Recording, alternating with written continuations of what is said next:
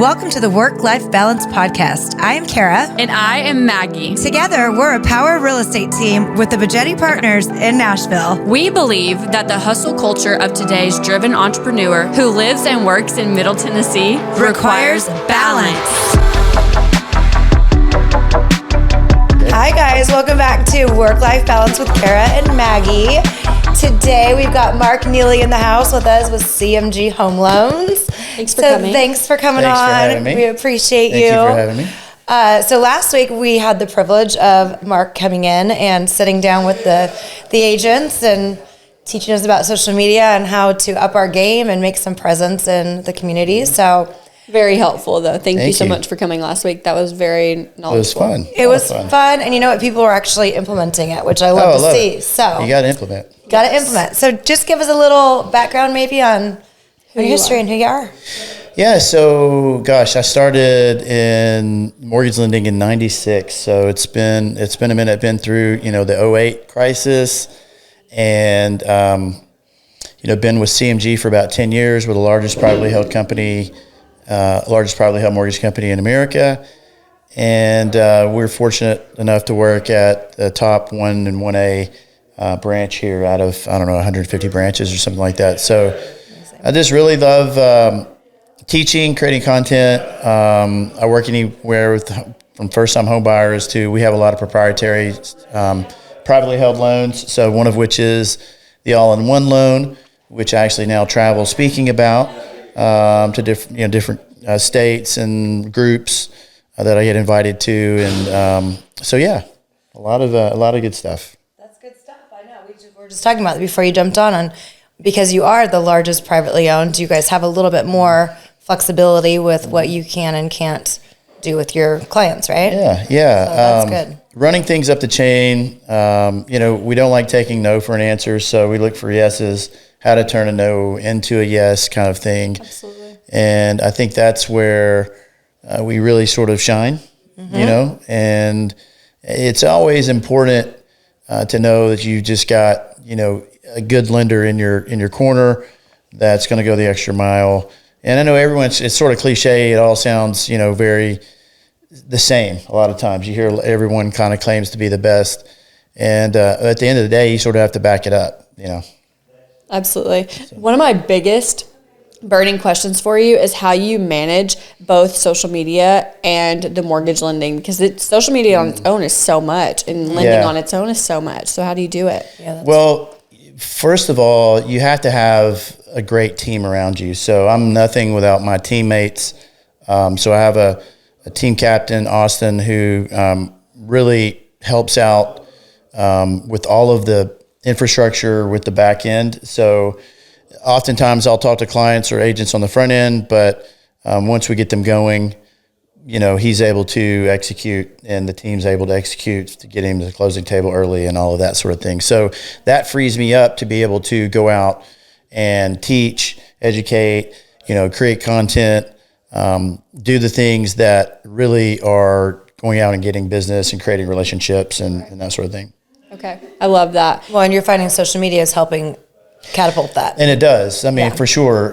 So now, I spend a lot of times, in DMs, just, responding and nurturing relationships that people that reach out because, hey, I saw this video and help me with that. I want to understand how to do a HELOC to on my primary residence to now purchase a second home, or a rental property. So how do I do that?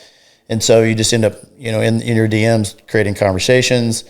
And then it's just, a lot of B2B. So B2B, you've got a lot of people that are in the business world. And so now they want to create synergies with you. So whether that be CPAs and cost segregation studies and that sort of thing, whether it be financial planners and wanting me to come speak to their group, or CPAs on the tax preparer side. So you kind of have CPAs, obviously, that are more of the strategists. Then you got tax preparers. So two totally different groups. And both of those groups I work pretty heavily with. Okay. It's all about the team. It is. That's all about the team. And we talked about not long ago that it takes 90 days 90 days. from nurturing a lead to actually maybe getting that lead into escrow, right? So it takes a bit. So if you're spending a lot of time nurturing, and to get that person's trust and then you're able to hopefully get them a house and get into escrow. Yeah. I mean, that's the whole part of this. Not more than that sometimes. And we have some that we've been working for like 6 months, 6 months, a year. Yeah, Sometimes and it's two, all on their time. It is. It can take longer. What we've learned is that YouTube can actually truncate that process. It just seems like that if you have enough content out there, that the whole idea is that the audience has gotten to know you by listening to you, and even though they may not be commenting, and people are, we like to say, what we've learned is that people are stingy with the heart. They don't necessarily always heart or like your post. However, they are definitely watching. Yeah. And sometimes, and we know this because sometimes they'll, out of nowhere, that here they come, and this, I've been watching you for the last year. I've watched all of your videos. My husband and I love what you're doing. And now we're ready to purchase. Can you help us? And so once it starts there, once they've made contact, sometimes it's 45 days from contact to close. So. And your content is helping them get to that point of like, okay, they have that, you're putting that idea in their head, putting the bug in their ear on getting stuff started. And then when it finally comes to fruition, they're like, oh, we've been watching this for 6 months, a year, 2 years. And maybe I want to do it now. I want to do a HELOC, or I want to learn more about that. And I think That gives you a lot of leads. absolutely. For sure. Yeah. We've just started our we didn't just start, but are watching it grow, which is fun, and starting to get the DMs. And, when you start like from a baby. Yeah. Because we did start from a baby. We started from nothing because we came together and we started our own. So just personal pages, but like having a business page. Same with me. Nurturing is a lot of nurturing. So you use the same thing. Same thing. Even just a year ago, 14 months ago, I had, 100 followers or whatever. Yeah.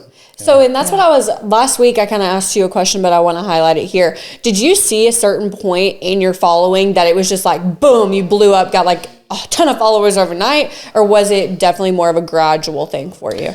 So it's when you go viral. So I think when I had a couple of videos that, went into the 100,000, hundreds of thousands, then millions. So, when you have a video that goes 3 million views on Instagram, then, the engagement level is up because I always try to answer every question or every comment, even if it's just a fist bump, because somebody says something nice. But that just shares it with more and more people. That's how the algorithm works. The more you're engaging, it's the algorithm rewards people for being on the platform. Absolutely. So whatever app that is, if the longer you are keeping people on the platform, all that reward is going back to you. Right. So it's just sharing it with more and more people. As we know, Reels are something that actually are shared with your non-followers. So only 10 or 15% of your followers are actually seeing your Reels on Instagram. So that means if 3 million followers or 3 million viewers on a post are really not my audience per se, or they're not following me yet. So then they start following, and that's when it starts to really start crescendoing, and it's building on as you go. Right. And so whereas I had 20,000 followers maybe 60 days ago, 90 days ago, then now that's 54,000 now. And that's all just, so it's usually adding about 100 to 200 per day. What I'm focusing on now is YouTube, which is just a different animal.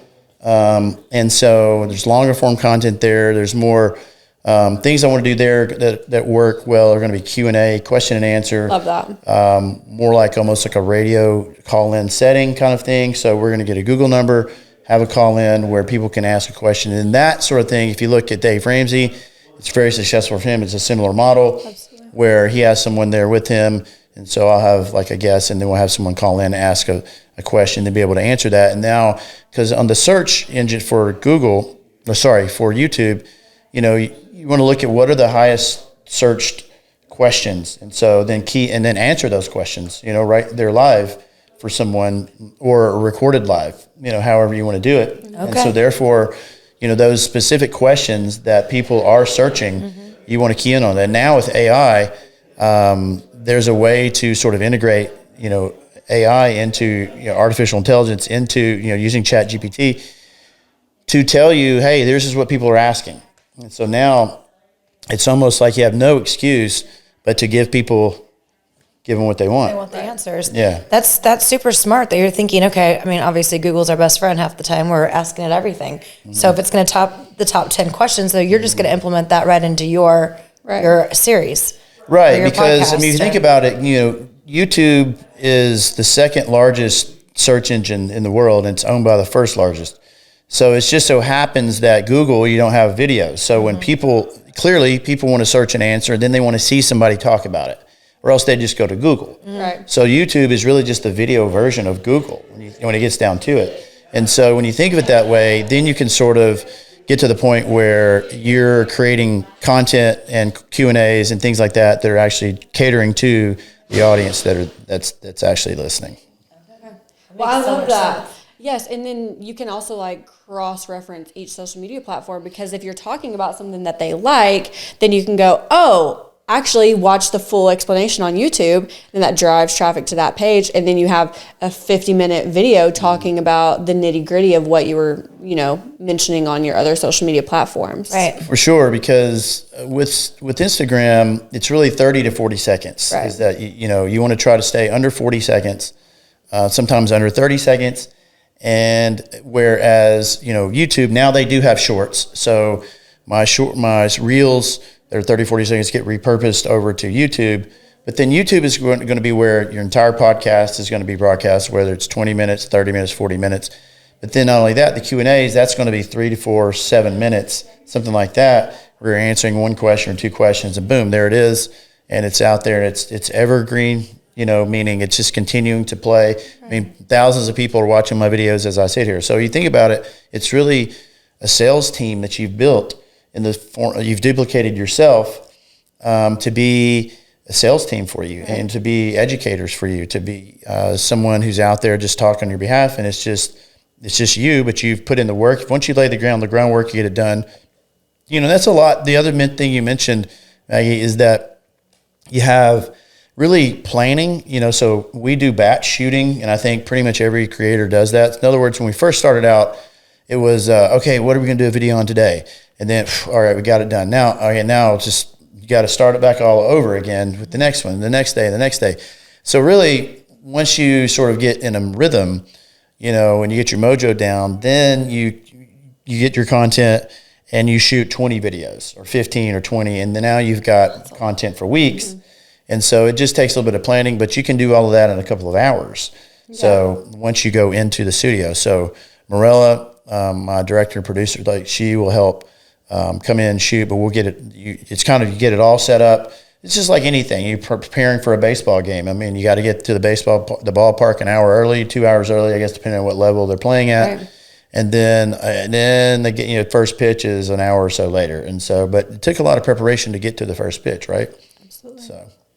Yeah, that I was just thinking, we do podcasts a couple of days a week instead of batching them, because ours lasts a little bit longer. Like if you were just doing a couple minute speech, I could see how you could do 20 of them, but to do 20 podcasts in a day would be no. I think a podcast maybe you could do two perhaps maybe in a day. Two or three. Yeah. But the whole idea is you're only going to really release maybe one podcast a week, but then you're going to chop up some micro content from that podcast, and so then now you've got 5 or 6 snippets, reels from that, and so that's where I think having 1 or 2. So normally we shoot our podcast, the All In podcast with Mark Neely.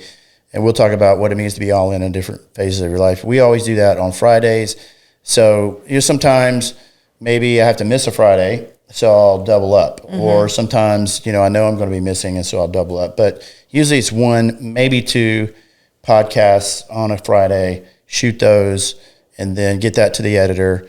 And then so the editor would edit the full podcast, and then also would do the micro content, chopping it up into reels. I love it. I love that. I know. Well, I mean, we're trying. We're still work in progress, but we're pretty good. We're what, 30 we're in? There. Maybe, I don't know at this point. Great. So we're getting there, but it is like for me, social media. I'm more of your generation. She's she's 20 years younger than me. So this is just like automatic, easy to, so like even when you say viral, I'm going, okay, so how many viewers does it mean to go viral? I'm not even really sure. I probably should know that, but I just know that it definitely went viral. It takes It's just a lot. Yeah. Viral means a lot. A million for sure. Yeah. But, and then you become verified and all that stuff that comes. Right. Right? Yeah. So, I mean, one of my other big questions for you is, what was the biggest challenge for you going into the whole social media thing? Was it like the haters or getting in front of the camera, or what was your biggest challenge? So I think probably, what would you say? I think probably just, getting over yourself and not worrying about what you look like. And if you do, like, I've lost 20 pounds since last summer. Well, part of it was I saw myself on camera and I was like, well, darn, I guess I probably should, maybe I was already working out, I was doing things, was like, I should probably, actually watch what I eat and things like that and actually, take care of myself better. So I think that, and then just, I think the fact that you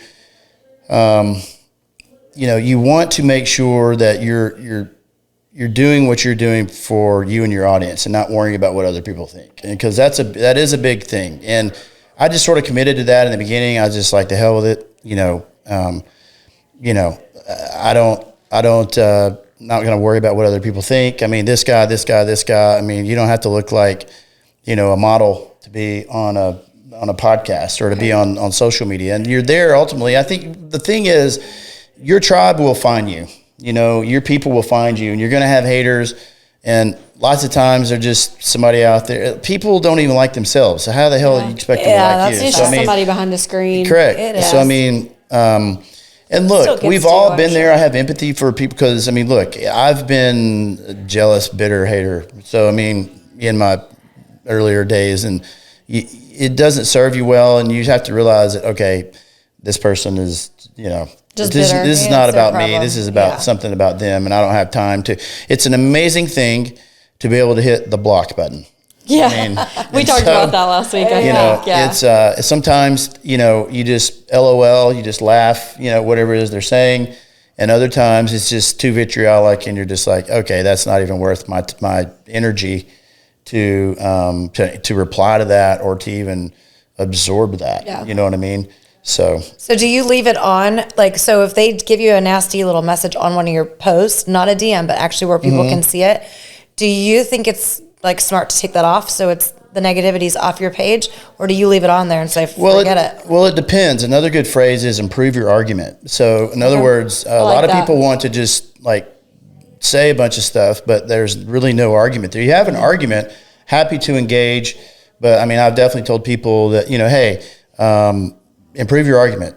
And, because they'll just come on and they'll just say, oh, this is stupid. This is so wrong. And then that's it. That's the post. It's like, okay, well, improve your argument. Like, like in other words, I'm giving them grace detail, by telling them like, hey, here's a chance for you to explain. And so then, sometimes you just, it's a different point of view, and you just respect the point of view, and you agree to disagree. The 20% down, whether you should put 20% down or not, that was a big hot topic. I mean, you definitely had people that understood. You had realtors. I mean, that reel was shared thousands of times, tens of thousands of times. The audio has been shared hundreds of times, the duets, all of that. So clearly it resonated with, I think, 15,000 professionals, like realtors, financial planners, CPAs. But yet you had one person who's so proud that they paid off their home, and that's great.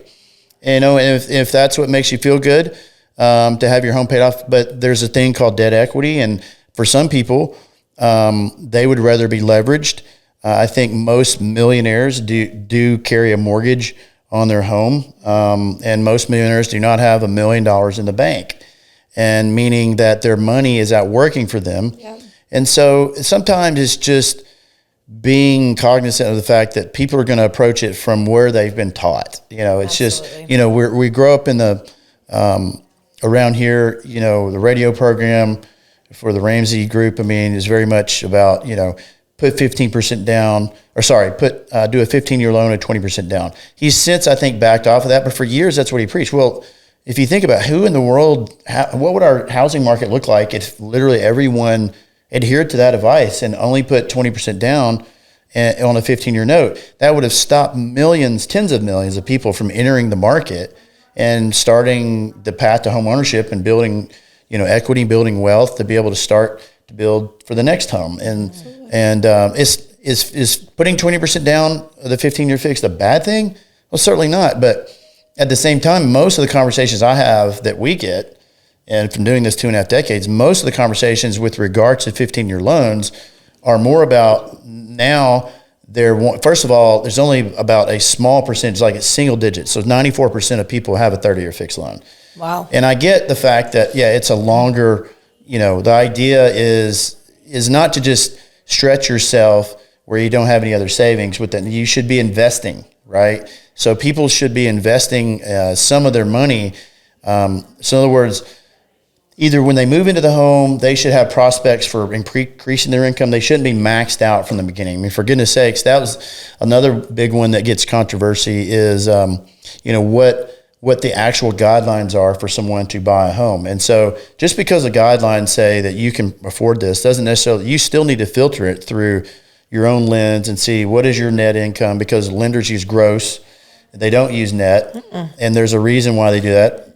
People could have a various pre-tax deductions. And so lenders just said long ago, look, some of these people could ixnay those pre-tax deductions. And so just to level the playing field so we can understand, we're just going to use gross. But then that figure sometimes is shocking to people, like, oh my gosh, I would never do a $3,200 payment if I only made $154,000 a year. And that's true for a lot of people. And it's still, my answer is absolutely. You should always do what's best for you at the end of the day. Just because a lender tells you that you can be approved for something doesn't mean you should necessarily do it. No, they're not. At the end of the day, you need to pay the bill. We talk about that all the time. Consciously, people, it's just an opportunity to explain why lenders use the gross. It's an opportunity, back to the 20% down, to explain, hey, there's actually, PMI. Well, what about that? Well, guess what? You can actually do a single premium PMI, and it's really dirt cheap if you have good credit and you maybe put 10% down or 15% down. Now you've been able to save, on a $500,000 house, maybe you've been able to hang on to $25,000 or $50,000, and you wipe out some consumer debt because a lot of people come and they just have, here's my situation. I have this. Am I ready to buy a home? And sometimes it's just moving the boxes around. So, okay, this is great. You've saved money. But let's look at maybe paying this off, and you don't have 20%. But look, here's the great thing: because you have good credit, you can now maybe just put 15% down, do a single premium PMI as opposed to the monthly, and then it's done forever. And now in this market, in certain areas, the seller will pay that. We're seeing seller concessions again where they were just literally non-existent for a while there. For a while. Now I think you guys could probably admit, yes, say to this, but we're now back to 28% of all homes last month went over list. So there's a lot of multiple offers again. So we're seeing that a lot more. First month in 7 or 8 months that we've had positive, where homes are raising in prices again, where it was 7 months after 122 months, 10 years plus of 122 months straight of home prices increasing. That changed last year. We all know that. So I think a lot of people are waiting for this crash and completely underestimating the lack of inventory. And so now I hear people shifting gears and saying, well, now they're going to overbuild, and so we'll have a crash 10 years from now. Look, here's the deal. If the market goes down 50%, if you're a real estate agent, how easy do you think it's going to be able to sell houses at 50% discount? Number one. Number two, if houses are going up 50%, you only lose on an asset if you sell. So you don't have to. I mean, if you look on any chart in real estate and look at from left to right, real estate has gone up on a chart. So it may have a little dip here and there, but oftentimes, like if something's down 15, 20%, like maybe in certain markets here, you've really just cut off the most recent year's appreciation. We still have the previous 30 or 40% with the 2 or 3 years before that. Exactly. And so people, I think, sometimes don't think about that. And that's the reason why you have to answer the questions. Like, what are your plans for this home? Yeah. Are you planning on, someone's like, hey, I'm doing my internship in Nashville as a doctor. my residency rather. And so we were only going to be there. We maybe be there 2 years. Maybe that's a different conversation. Absolutely. You know, you may not come out way ahead at the end. Could go down slightly. I don't think it is now, but if you're having this conversation eight months ago, I think then you definitely. I mean, I'm definitely saying, hey, if you're only going to be here 2 years, renting is not a bad thing sometimes. I mean, it's not all about just buying a home, even though that's the business that we're in. Sometimes renting is the right thing. Every scenario is different. For sure. Well, and I think you had a good point. Like, one, most people don't stay in their home for 30 years. So why would you take on a bigger mortgage payment, stretch it out and move when you want? I mean, that's my mentality. I think it's a forced savings. I think that takes if my opinion is like, I think it's just causing the person to force the savings. And then it's just the mentality of, do you want this massive equity in your home? If you don't, then you should really take that difference, and maybe you should think about buying another property 100%. Or investing in a different asset class. Yes. Like, okay, the other $300 to $500, I'm going to invest that, in mutual funds, an index fund, or I'm going to buy, a next rental property. And how do people buy a rental property without saving 20% down? They live in a property for a year. They put 3% down, 5% down on that first home. And so this is another reason. So like I just went over this with somebody. They have $100,000 looking at buying a $500,000 home, maybe somewhere $400 to $500. So clearly, they could put the 20% down. They had enough to pay closing costs, or they can maybe put 10% down and do a single premium PMI, and then have money left over to buy a rental property like in a year from now. So their whole mindset shifted from that. And instead of buying now, they're looking at making an offer on a $400,000 home. Whereas 500 was really going to meet, that's really where they needed to be in the neighborhood where they were looking, in the area that they were looking, the school system. However, now I think they're seeing big picture. Long-term play. Right, they're seeing long-term play, and what is this going to look like? What do I want to look like in 2 or 3 years? Because back to the point, like once you put down 5%, you live in the primary residence for 1 year, you sign the occupancy agreement saying you're going to live there for 1 year. Now you can move in, convert that property to a rental. Mm-hmm. That pays your rent. Now you're going to move into the next one with another primary residence, and you can put 5% down. Right. So that keeps that's the whole workaround for having to put 20% down. So now you have 2 homes. Would you put down 3 the first time, perhaps? Only 5 the next one. You put a total of 8% down, and you own 2 properties. Then you're able to cash flow it too. Yep. Correct. Yep. And that's putting the pressure. That's what we're seeing right now. This phenomenon that we're seeing now is just one we've not seen. And it's a new phenomenon. This idea that we had rates that were so just unrealistically low that the people who captured those rates, now they have a need to possibly move for whatever the reason is, okay? Or they want to move. So there's a need and want and this whatever that is. So this family's getting smaller, the family's getting bigger, one stopped working. Oh, now we're actually making more money. So now we want to move into the $1 million home. We're in the 750 now, whatever it is.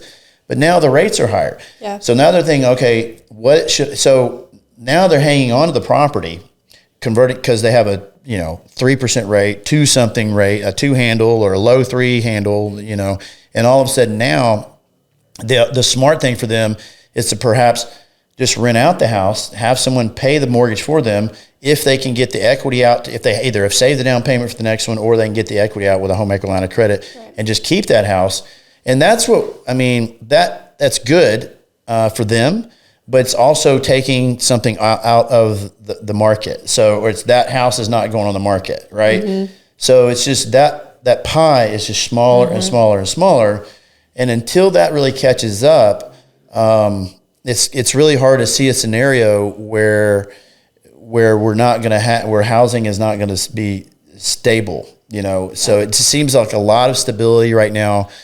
Millennials, they're more than ever. I mean, we had a huge birth rate kick up in the early 90s where now people that are turning 33, so whatever the math is on that, take 2023 minus 33 years.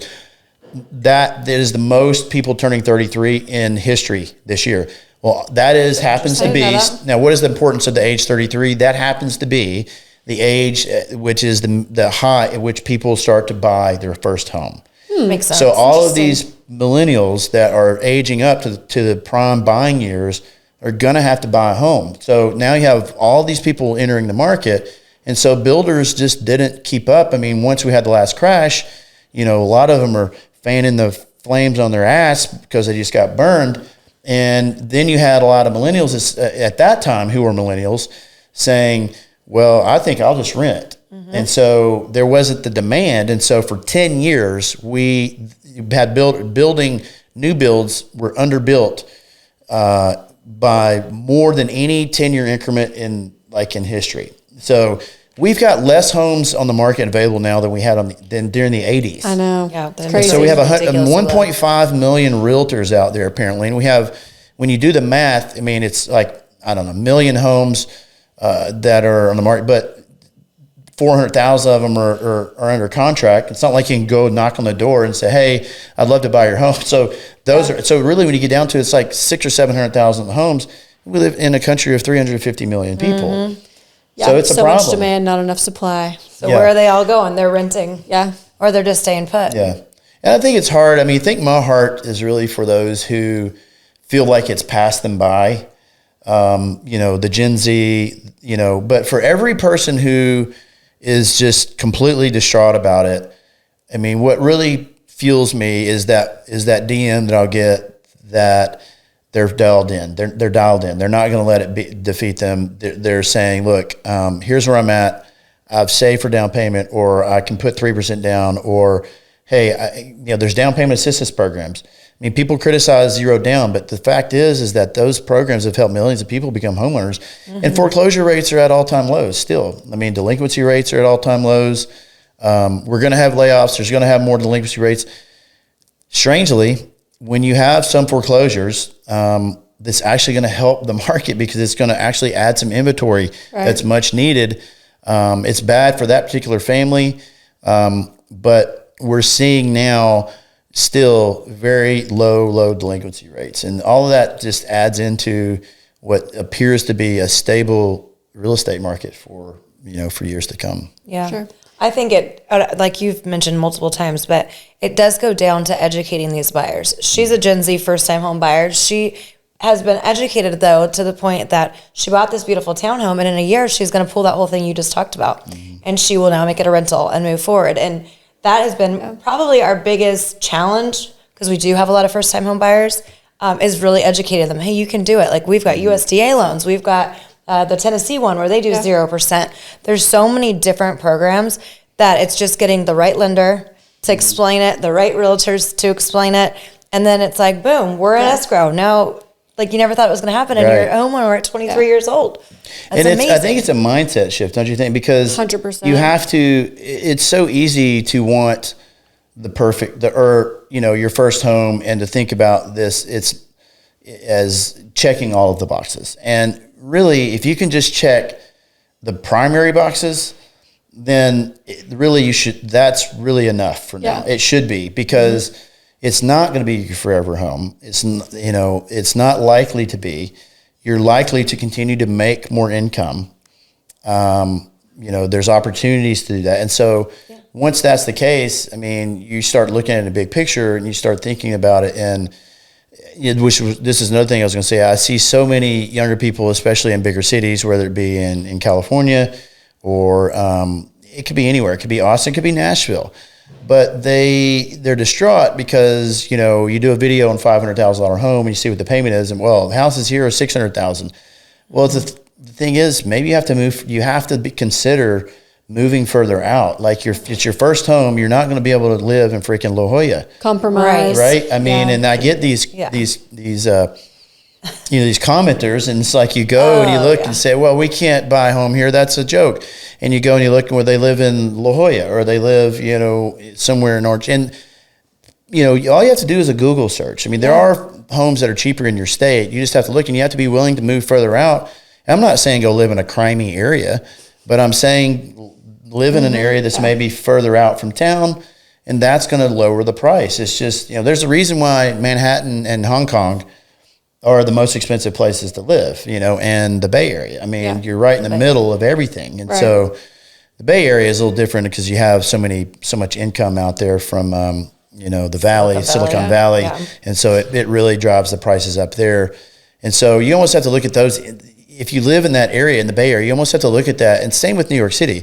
It's almost its own animal. It is. You have China money coming to New York City. I mean, all you have to do is watch Ryan Serhant. I mean, and the building. Who's buying these people? My Not my gosh, friends. who's buying those? I know. 200 million, 50 million, $60 million. But you begin to realize there's a crazy. lot of money out there, right? Yeah. There's no shortage of money for sure. I think it's the crawl before you walk. It's the old school motto. Like, get into the market, get into the game. My starter home was a starter home. It was a $200,000 little home, but you know what? Served its purpose. And then you sell and you move to the next level and you move up. And that's the way, or you keep it. I mean, you do that too. So it's like, you may not get a yard. You may have to deal with a townhouse with a tiny little cottage yard, and just then get in the market though. I love what you said too. It's all about mindset, and I love Robert Kiyosaki's quote. It's not I can't afford it. It's how do I afford it? How do I afford it? Right. And it's all about taking those steps, talking to the lender, talking to a real estate agent, educating yourself, and being in a position to say, okay, here are my steps that I have to take, and it's on you at that point. It's a mindset thing. Am I going to take those steps, or am I just going to sit on the sidelines forever? Right. And we see all kinds of investors now in the mindset of, oh, well, prices are going to come back down, so I'm going to wait. Well, they might wait, and then in 2 years they've waited and prices still haven't gone down, so then they may have missed their opportunity to get the best deal. But it's all about education. Stuff I'm reading is not going down. They're expecting 10% by the end of the year. So, I mean, if we have inventory low, prices are rising. Demand is there. Yes. So that's another situation. And we talk about all the time. Just get off the fence. If you want to buy a home, buy a home. Right. We don't need to buy a $500,000 home, though. Let's bring it back. You have to move this. You may have to move, and then some people say, like here. I mean, you may have to. Some people say, well, Spring Hill. Well, you may have to move even to Columbia. Yeah. And now there's nothing wrong with that. Right? Nothing. That's how you build wealth, though, and generational wealth at that. So you may have to drive for a little bit longer at first. But the other thing I think that we miss out here is just and I was a part of this. My mental state or my mentality was just broken. Meaning, there was not there was this idea that, like, okay, you work during the day and then you just kind of have the rest of the day off or whatever. But if you ever talk to, I think the story of the American immigrant is the greatest story in human history. Maybe next to, my faith, for Jesus. But like at the end of the day, when you have people that that are making it happen because they go to work and then they have this other thing they're learning and they're bettering themselves, they got a side hustle, now they've built that up, they're utilizing their time.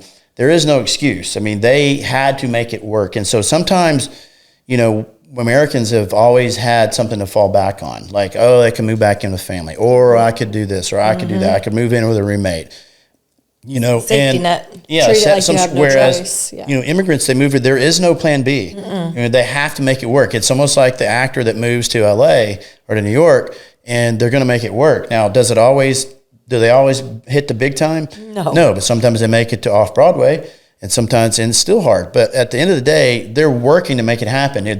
They're waiting tables or bartending, and I think sometimes, and me personally, I just was of this mindset that, like, hey, this entitlement, like, okay, I should work, I'm doing good, I'm doing well, I should have X, Y, Z. Right. Well, it doesn't always work that way. You have to, always be improving, always be learning. And when you do that, then your income is going to increase. And so just natural. I just think Americans a lot of times just have a mentality of entitlement. And that's unfortunate. And you really need to have some friends who are not born here. And you will find out really quickly, you will be humbled. Or travel. And you should be humbled. Yeah, or travel and see what it looks like outside of us. Because yes, we be are humbled very quickly. Definitely the selfish when ones. you have people on your podcast, or you have people that are friends, some of my friends now, millionaires, and they came from nothing. Yeah. And and it's because they figured it out. They weren't. And think about it this way: they're also, this not their first language. So they're going into a country, and Spanish perhaps is their first language. And all of a sudden now, they get denied a loan. They can't figure it out. Why am I getting denied? And then they finally figure it out. Now they're going to, okay, now I got it. Right. And now they take that and they grow and they do the things they have to do to make it work for their family, instead of just complaining. And I have empathy because, I think sometimes it's just what your parents sort of taught you, and maybe they had no other. Look, TV is a drain. It's, people say, have you watched such and such? No, I haven't watched it because, I just don't have the time. What is the one, the Western one? Yellowstone? Yellowstone. I've never seen it. So have I seen some series? Yes. But like the last one I remember watching was like Mad Men and Downton Abbey.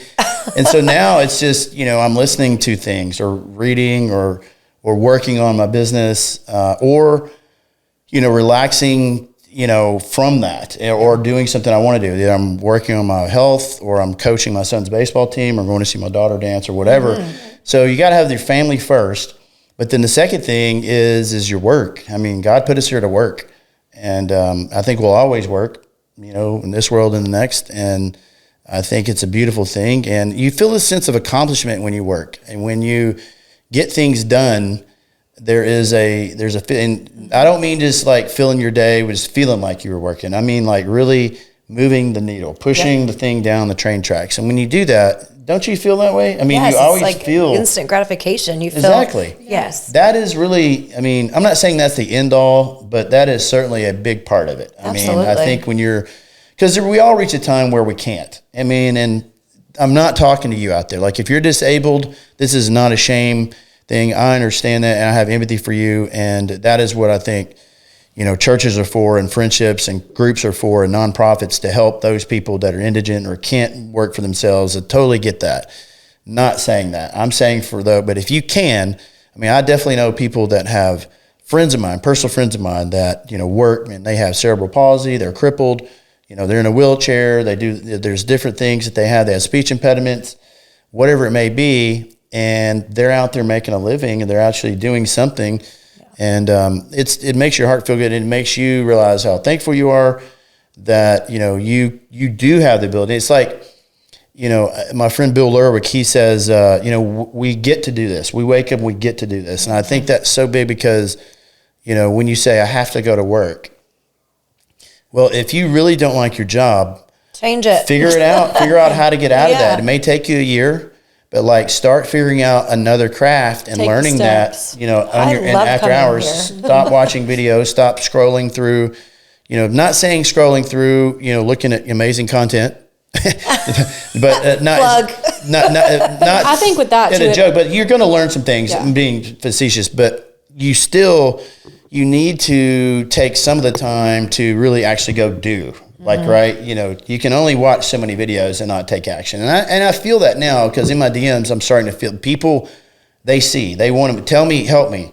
It's every phrase you're going to help me, teach me, bro. Tell me what to do. Hey, I've got a house, it's free and clear, or I've got a house, I've got $30,000 in equity, I'm ready to do what do I need to do? So people want the information, they want it, and they just feel stuck. They need to be educated. They need someone that they can trust. And when you're creating content, really what you're doing is you're creating credibility. I'm not going anywhere. I've been doing this. I've been the top 1% in my field for 20 years. And so people can say what they want. I'm going to do me, Exactly. So.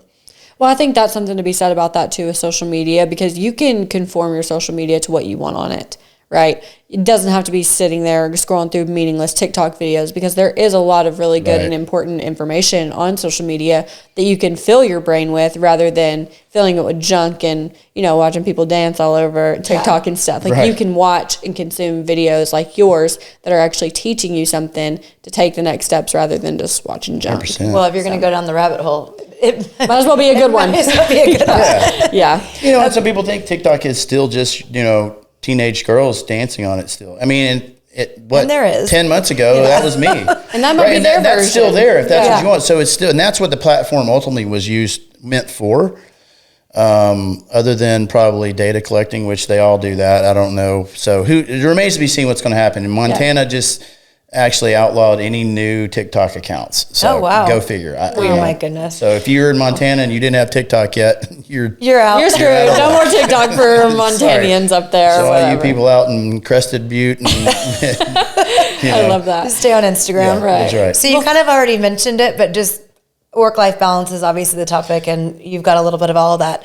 But if there is something you can help with, a little point of advice on how you balance all this. I know you and your beautiful wife are in it together, and you've got children, and You're top 1% in the field. You've got a lot going on.